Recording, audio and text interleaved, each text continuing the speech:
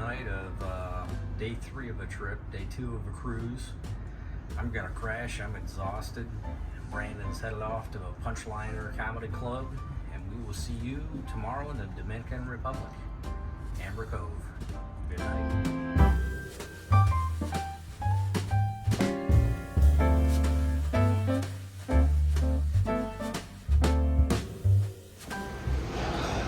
Good morning. We're here in Amber Cove.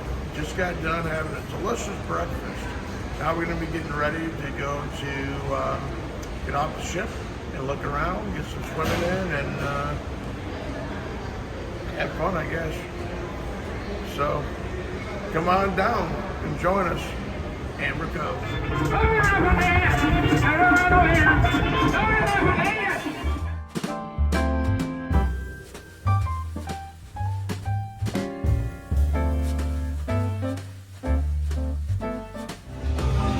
The Umbrella Street here in Dominican Republic, Amber Cove.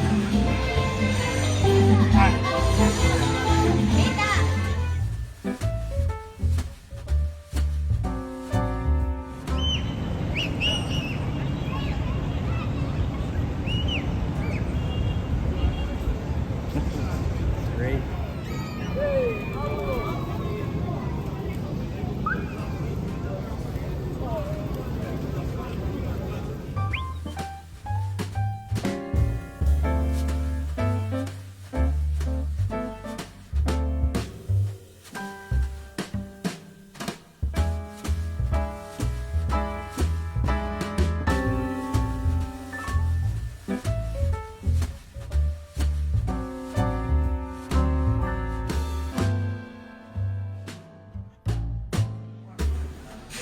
So you said, Brandon, this is one of the forts that they had out in the Dominican Republic? Yes.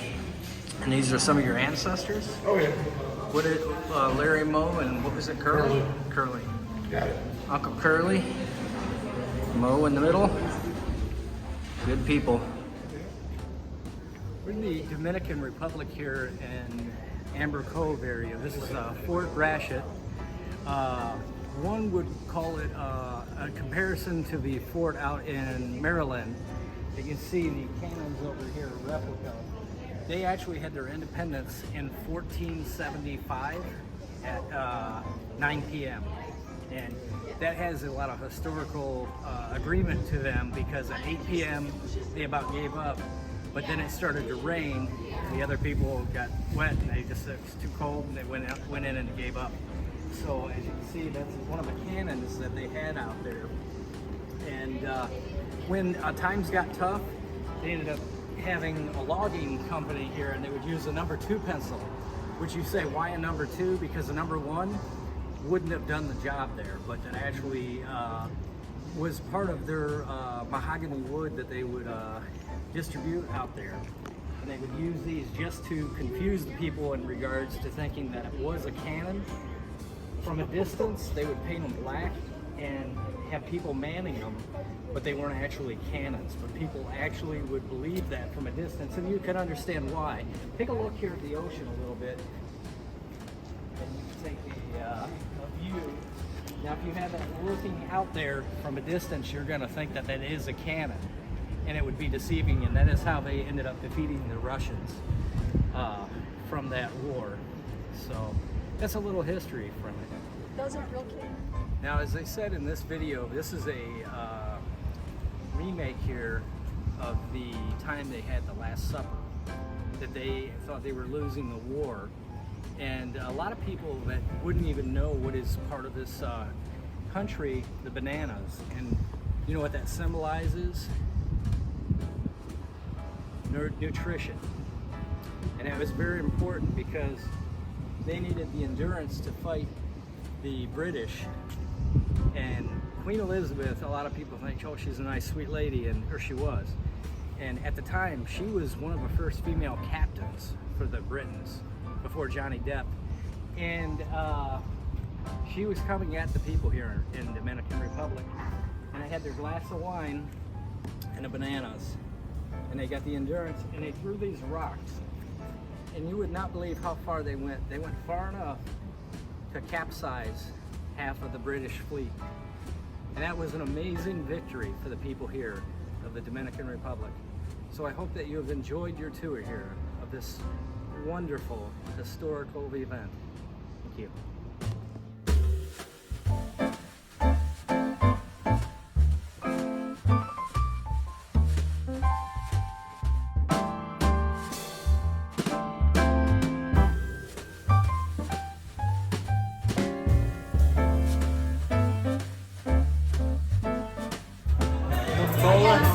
Right out here in Amber Cove, Dominican Republic.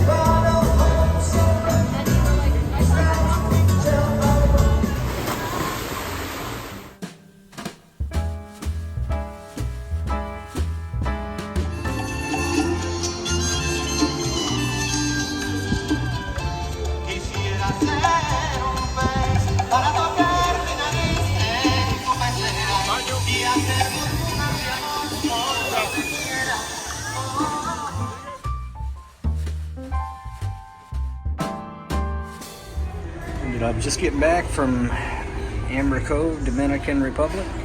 Stop at Guy Fieri's restaurant, got a double cheeseburger and fries. And that is the Norwegian Escape, I believe. Yeah, huge, a lot larger than this cruise ship, the Spirit.